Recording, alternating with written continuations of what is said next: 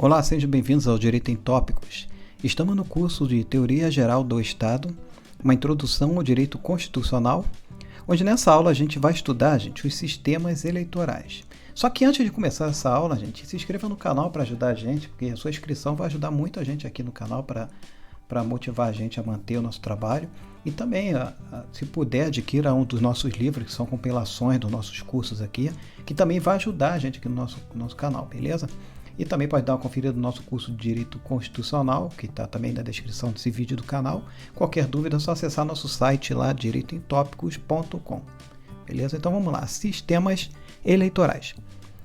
Bem, antes de falarmos diretamente sobre os principais sistemas eleitorais, a gente deve analisar alguns tópicos atinentes ao direito eleitoral, começando aqui pelo conceito de sufrágio universal. Então, o sufrágio universal.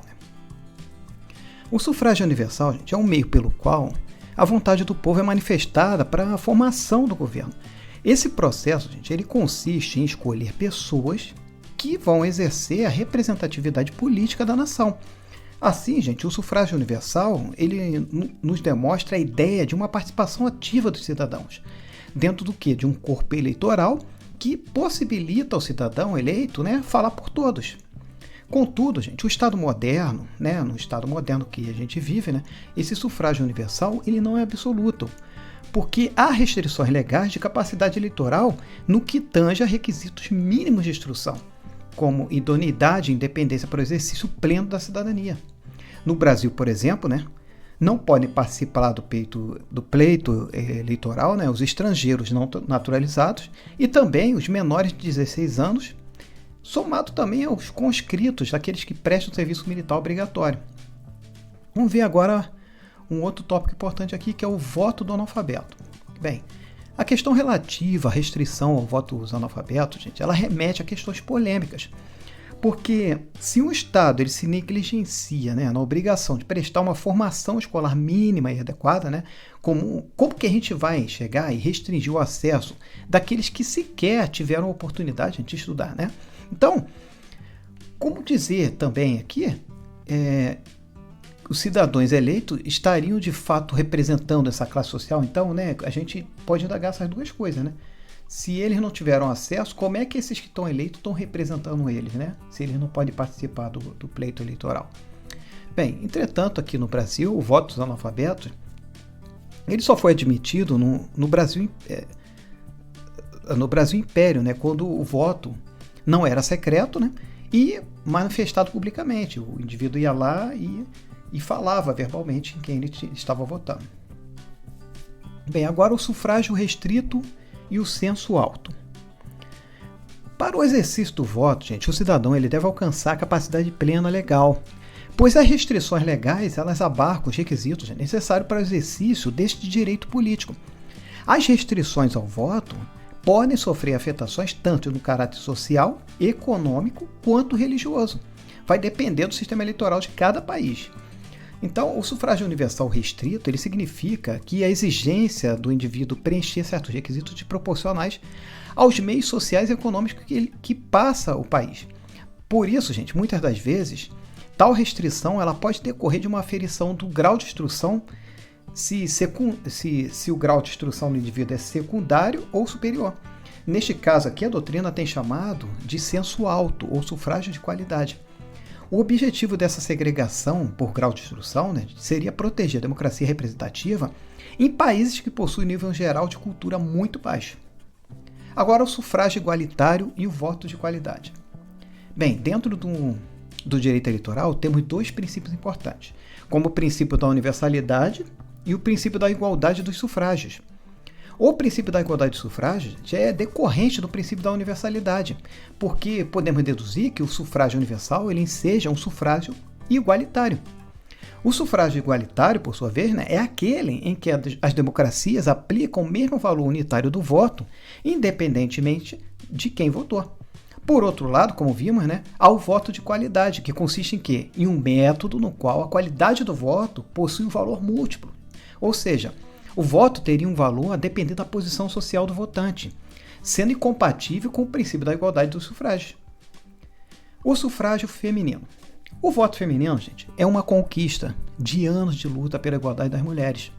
O direito ao voto das mulheres, ele decorre do princípio da igualdade jurídica dos sexos. A luta pela igualdade de direito do voto feminino só se concretizou na Constituição Federal de 1934. O voto público e o voto secreto. Bem, no início dos sistemas democráticos, o voto era público, ou seja, todos os demais cidadãos eles sabiam em quem o votante estaria escolhendo para representá-lo. Entretanto, gente, esse sistema ele era intimidador e suscetível de corrupção, né? Dá para ver na forma que ele é feito. Por quê? A depender do status econômico e social do eleitor, né? Este poderia sofrer o quê? Represárias para escolher o candidato, né? Aquela pressão toda, né? Uma ameaça até de vida. Mas, com o passar do tempo, gente, inviabilizando também uma política de igualdade e justiça na escolha dos eleitos, né, surgiu o sistema do voto secreto, né, que o voto secreto ele faz o quê? Ele busca assegurar uma maior liberdade do eleitor e fortalece, assim, o nosso regime democrático. Agora, o direito de voto. Bem, os teóricos de origem contratual, né, em especial a escola clássica francesa, sempre defenderam que o voto seria um direito do cidadão, pois tal exercício político ele seria um ato de soberania nacional. Contudo, os contratualistas eles entendem que o voto seria uma função social. Então, devido a essas controvérsias doutrinárias, podemos deduzir duas conclusões. Voto como direito e o voto como função. O voto como direito seria o sufrágio universal e o voto como função social, né, seria o sufrágio restrito e qualitativo. Para Leon Duguier, o voto deve ser considerado tanto como um direito individual quanto como uma função social, pois ao mesmo tempo que o cidadão é o titular do direito, este direito estaria também, gente, investido de uma função pública. Enfim, o direito ele decorre do poder de votar e a função social da obrigatoriedade do voto. Agora, eleição direta e indireta. Bem, a eleição direta é aquela em que os eleitores eles podem escolher pessoalmente os candidatos, né? Já a eleição indireta é aquela em que os cidadãos são eleitos de primeiro grau, né? Você elege um grupo e esses que foram eleitos, né, como seus representantes, eles passam a eleger os governantes, onde aqueles lá, né, eles são chamados de eleitores de segundo grau. Né? O eleitor de primeiro grau é aquele que vota no representante, o eleitor de segundo grau é esse representante votando nos seus governantes. Bem, os sistemas eleitorais agora propriamente dito, né, gente? Então a gente agora pode analisar os sistemas eleitorais e vamos ver sobre dois aspectos, né? Nós temos o sistema majoritário e o proporcional. O sistema majoritário, né, é aquele em que os candidatos são independentes de partidos e passam a ser eleitos se receberem a maior quantidade de votos. É bem simples, né? Já o sistema proporcional, né, é aquele que consiste em assegurar para cada circunscrição eleitoral, né, para variados partidos, né, um determinado número de membros para preencher as vagas destinadas às assembleias.